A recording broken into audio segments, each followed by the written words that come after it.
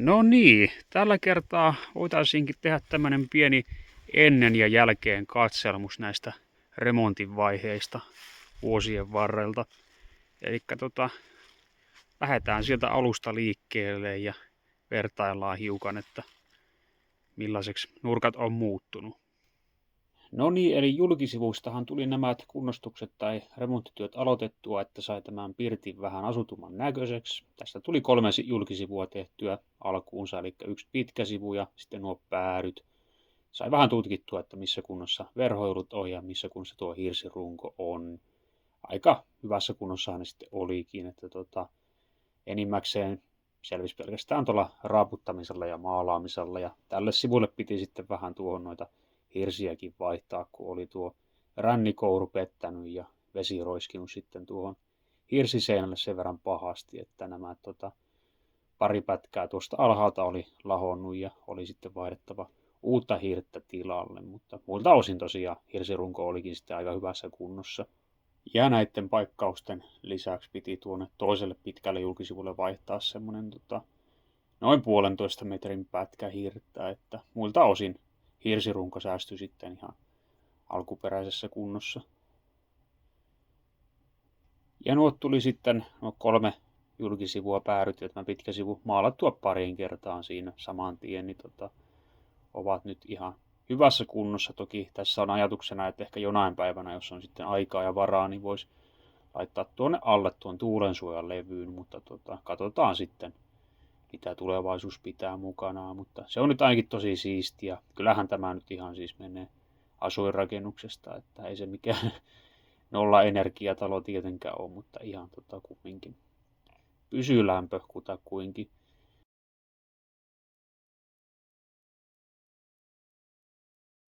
Ja tässä on nyt sitten vanhaa kuistia, mikä tuossa sitten nyt viime kesänä tai kesän loppuna tuli purettua. Sitä siinä oikasinkin alkuunsa, kun se oli vähän roikku yhdestä nurkastaan, mutta semmoista vähän niin kuin tilapäistä tekohengitystä sille tuli annettua tuolle kuistille, että se meni siinä pari vuotta. Ja kyllähän se loppupeleissä sitten menikin aika monta vuotta tuo alkuperäinen kuisti tuossa. Ja nyt sitten on alkanut se ihan uuden kuistinkin rakennusprojekti. Ja tuolle ulkopariovellekin tein yhtenä kesänä sellaisen kevyen huollon, että raaputin sitten huonot maalit veksi ja pohja maalasin, että pysyisi sitten paremmassa kunnossa.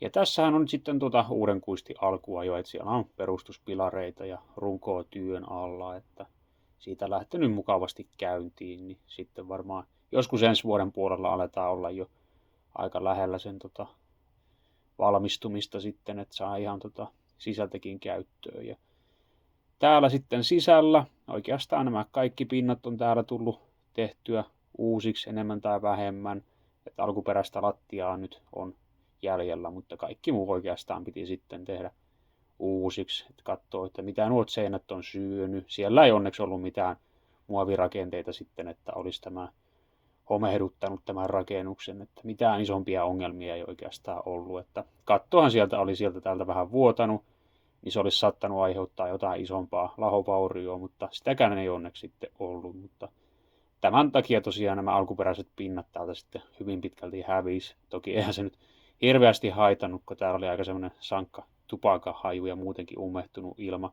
tarttunut tai haju tarttunut noihin pintoihin. Ja komeita kalusteitakin siellä muuten oli, niin kuin tuo höyläpenkki tuossa, niin kuin näette. Ja tuo keinutuolihan on täällä keittiössä tänäkin päivänä ja nuo jakkarat käytössä. Mutta juu, tuo runko oli tosi siistiä, ei ollut mitään semmoisia suurempia lahovikoja, mitä olisi pitänyt korjata, muuta kuin ikkunan alla hiukan jotain pientä sanottavaa. Ja sitten tuo sisäkatto, niin piti kurkata sitä kanssa, että mitä siellä on niin kuin eristekannattimina ja näin poispäin. Ja pieniä lahopaikkauksia sitten tuon pistevuotojen takia, mitä katossa oli. Ja karmia piti vähän kunnostaa tuossa yhdessä ikkuna-aukossa, kun siinä oli sitten varmaankin lämmin ilma vuotanut. Ja tuo leiviuuni tuli sitten tänne muurattua, että täällä oli jonkinnäköinen tulisija sitten ollutkin, mutta se oli hävitetty, niin ajattelin, että kyllähän tämä nyt tarvii sen sydämen edelleen tänne keittiöön, että pieni leiviuuni ja puuhella siihen sitten vielä kylkeen, että siinä on semmoinen pieni Högforsin elementtiliesi nyt tällä hetkellä, mutta tarkoituksena olisi vielä tehdä semmoinen vähän isompi puuliesi jossain kohtaa. Ja tässähän on muuten alkuperäistä puulattiaa sitten, mikä tuli tuohon säilytettyä.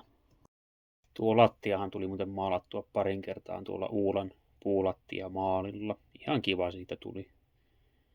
Ja siinä on sitten jo vähän valmiimman näköistä täällä, että on uusi puukuitulevykin tuolla seinällä ja tapetti vielä puuttuu. Ja sitten keittiöön on tullut nuo kaikki kalusteet tehtyä, tai keskehän ne vielä on, mutta saareketta ja kaapistia ja ovia sitten kaapistoihin. Ja uuni on saanut siinä rappinkipinnan päälle, tommonen antiikki laasti, että on ihan tommonen sen näköinen, että se on siinä sitten ollutkin aina hyvin pitkälti. Ja sitten on saanut tänne tupakeittiöön pienen tuon työpisteenkin sitten, missä voi tehdä tietokoneella töitä ja kirjoittaa ja piirtää. Ja tuossa on muuten kanssa sitten talon vanhaa kalustoa, tuo pöytä ja tuolit, 4 kappaletta niitä pitäisi olla. Ja keinutuolihan näkyy tuossa vasemmalla sitten.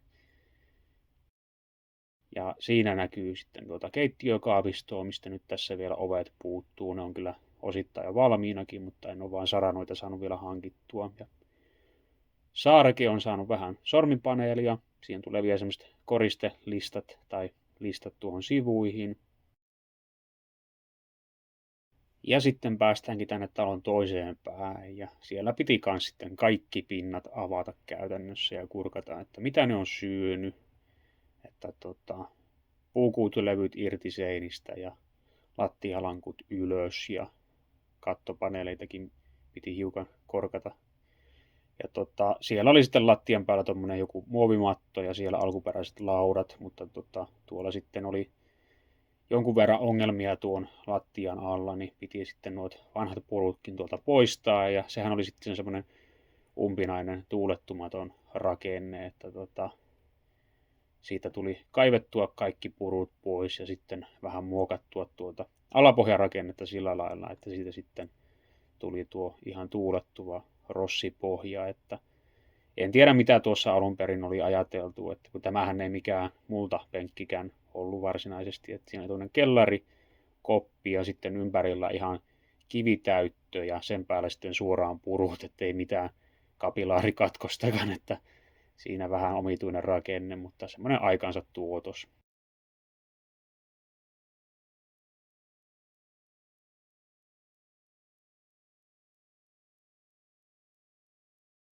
Sinnehän tuli sitten uudeksi alapohjaksi tuommoinen 300 milliä ekovillaa ja tuulensuojalevy.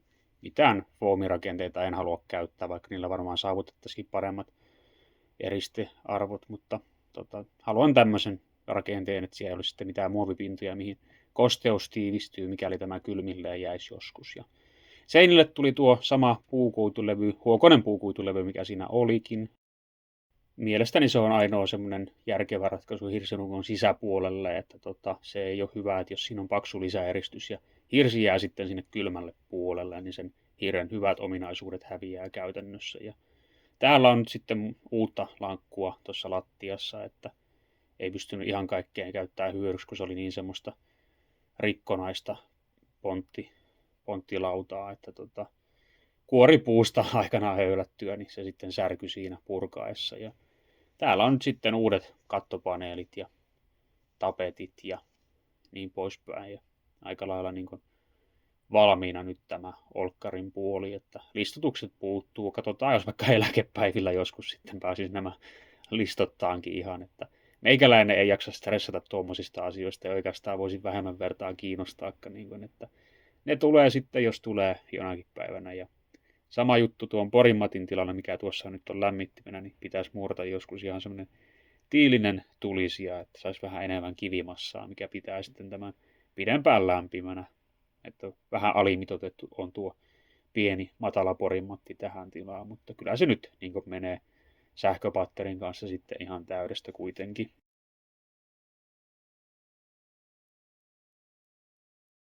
Ja sitten on tätä makkarin puolta, mikä on myös täällä toisessa päädyssä taloa, että se on niin kuin osa sitä isoa kamaria, mikä tässä oli, että semmoinen pieni välisermi siinä on, tai tilanjakaja sitten, että on vähän mukavampi tuo, kun on makuuhuone ja olohuone erikseen. Ja ikkunat kaikki karmeineina täällä on tullut sitten kunnostettua ihan niin kuin, että kaikki on valmiina. Sitten päästään tänne ulkon puolelle. Tämähän oli aivan täynnä ryönnää. Harmittaa, etten ottanut kuvaa, miltä se näytti alun perin, koska ei sinne edes mahtunut joukkoon tai sekaan, koska se oli niin täynnä kaikkea romua ja roskaa. Mutta sen pikkuhiljaa, kun sain tyhjennettyä, niin sai alkaa sitten täälläkin tehtyä remonttia. Eli vähän niin kuin lisäeristyksiä ja hiukan lahokorjauksia ja näin. Ja sitten romu- tai aarrejahtia, että mitä kaikkea sitten löytyykään täältä. Ja tähän on myös tarkoitus tehdä tuo pieni lisäeristys tämän olkkari ja makkarin päälle vielä. Sitten päästäänkin tuohon saunarakennukseen, tai tämä alkuperäinen saunarakennus, mikä täällä tiluksilla oli.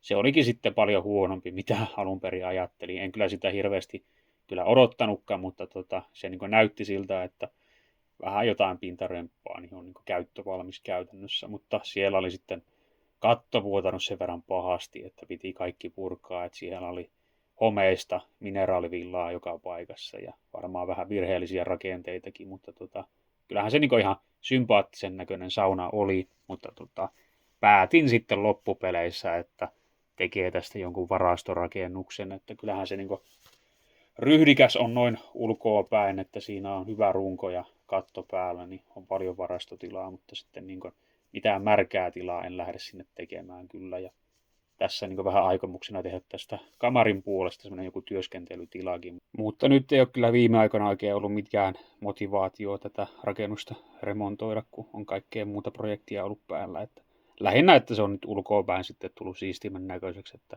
ovi on kunnostettu ja seiniä tullut maalailtua. No sehän oli sitten alusta asti selvää, että kyllä tiluksille silti sauna on saatava. Ja tuossa viime syksynä sitten, kun tuo yksi vanha hirsinavetto purettiin, niin sain siitä talteen vanhaa hirttä. Ja ne oli sitten aikomuksena käyttää tuon uuden hirsisaunan tekemiseen tänne tontille. Ja viime keväänä tuo alkoi sitten tuo saunan pystyttäminen, että siinä tuli tehtyä vähän perustustöitä alkuun ja kalliopohja sieltä löytyi oikein mukavasti. Ja sitten alkoi tuon kivien pyörittely siihen pilareiksi ja sitten tuon hirsirungon pystytys. Ja siinähän sitten piti jonkun verran estää korvaushirsiä, kun ei se mikään ihan terve ollut tuo huone, mikä tuosta tuli purettua pois tuosta navetosta. Että alimpia hirsivarveja piti ihan en nyt muista kuinka monta, mutta kumminkin aika paljon piti veistellä uutta hirttä. Että näistähän on se oma videosarja kyllä kanavalla, niin kerron tai näytän siinä tarkemmin sitä, mitä tuli tehtyä, mutta suhteellisen pienellä vaivalla ja etenkin tosi edullisesti tämä hirsisauna sitten tuli pystytettyä ja sain hyödynnettyä siinä noita vanhoja ikkunoitakin. Tämä 9-ruutunen on tuosta päärakennuksesta tuon kuistin vanha ikkuna, minkä sitten restauroin jo aiemmin ja päätin, että hyödynnän sen sitten myöhemmin uudestaan, kun tuo kuisti tulee purettua ja sehän päätyi nyt sitten tuon saunan pukuhuoneeseen ikkunaksi ja siinähän se istuukin oikein mukavasti.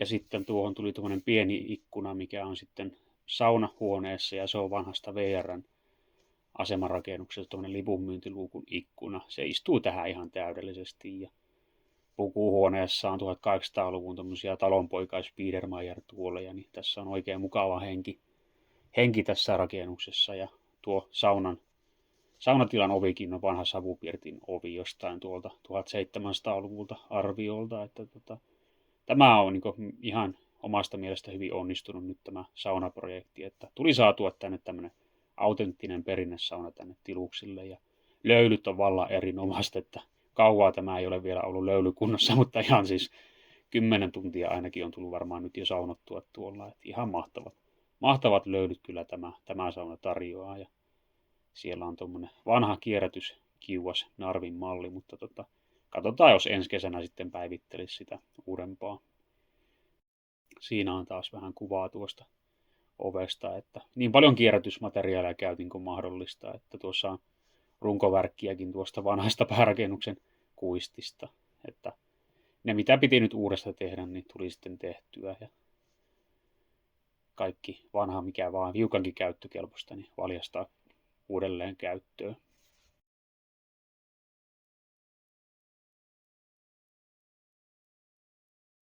Ja sitten täällä on nyt tänä vuonna tullut tämä tilusten vanha rengaskaivokin kunnostettua, että saisi tuon saunaan tuon pesuveden. Että siinä oli nuo renkaat myllännyt aika pahasti.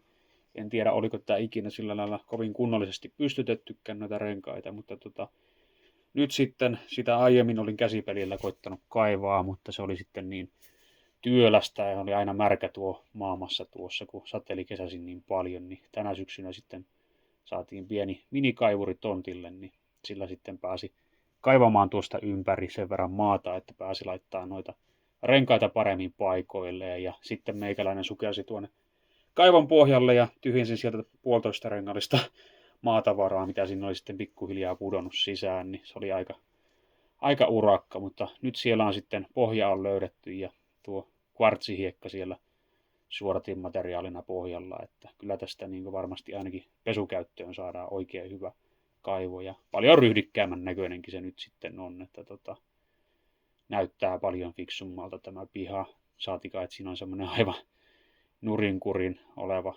rengaskaivo, mistä ei edes mitään iloa sitten muuta kuin puutarhan kasteluvedeksi.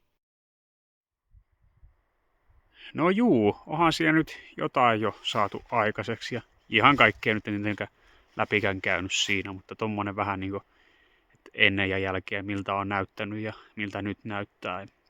Siellä tosiaan on tuo uuden siiven rakennustyöt mukavasti käynnissä, että tuossa syyskuun alussa se alkoi. Että katsotaan millaisella tahdilla se siitä etenee. Nyt ainakin alku on hyvä, että tuosta on sitten mukava jatkaa eteenpäin.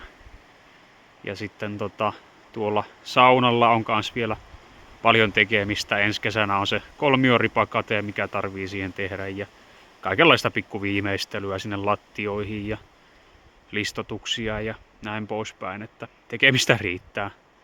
Ja sitten tuonne ensi keväälle tai ensi vuodelle olisi ajatuksena lähteä rakentamaan tuohon semmoista pientä pysyvämpää katosta, vähän niin kuin sellainen grillikatos, mutta myös, että voi polttopuuta sitten laittaa kuivumaan. Eli jonkinnäköinen yksinkertainen rakennelma siihen tulee, että varmaan vanhat sähköpylväät ankkuroituna kallioon ja siihen sitten jonkinnäköiset kattopalkistot päälle ja ehkä umpinainen takaseinä tai harvalaudotettu sillä lailla, että ei ihan täysin sieltä sitten kaikki roskattuu läpi.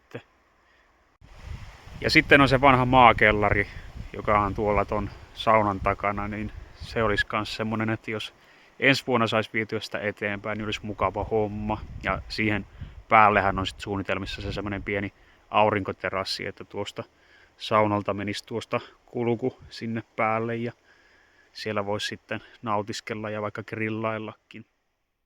Jeps, se oli semmonen ennen ja jälkeen katselmus sitten tällä kertaa täältä tiluksilta.